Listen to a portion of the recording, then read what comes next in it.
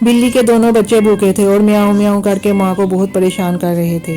बिल्ली खुद भी बहुत भूखी थी। वो जिस घर में रहती थी, इस घर की मालकन और मालिक बहुत कफाशवार थे, हद से ज़्यादा कफाशवार, यानी कंजूस मक्खी चूस थे।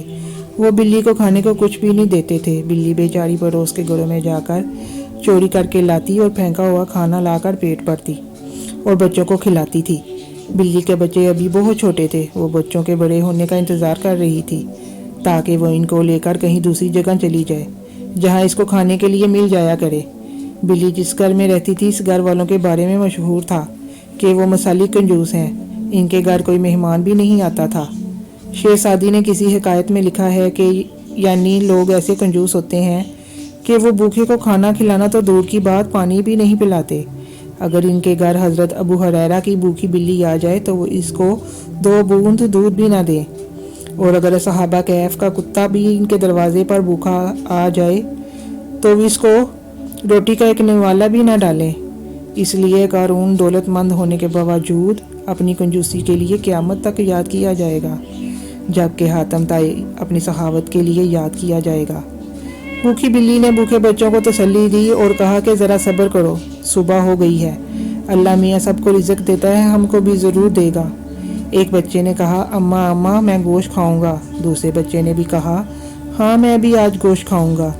बिल्ली ने कहा, मैं जाती हूँ, देखती हूँ कि घर में क्या पका है। बिल्ली मकान की छत पर बनी कोठरी से निकली और बच्चों को हिदायत की कि वो बाहर ना निकलें और ना शोर मचाएं। अगर मालकिन को पता चल गया तो वो तुमको पकड़कर दूर फेंक देगी। बच्चे सहम गए और चुपचाप कोने में दुबक गए। सुबह के 9 बजे थे, सर्दी का ज़माना था। सूरज निकल आया था, लेकिन मालकिन लहाफ ओढ़े बिस्तर में पड़ी थी। इसका शोहर गोश्त और सब्ज़ी लेकर वापस आ गया था। इसका ख्याल था कि इसकी बीवी ने उठकर अब तक नाश्ता तैयार कर लिया होगा।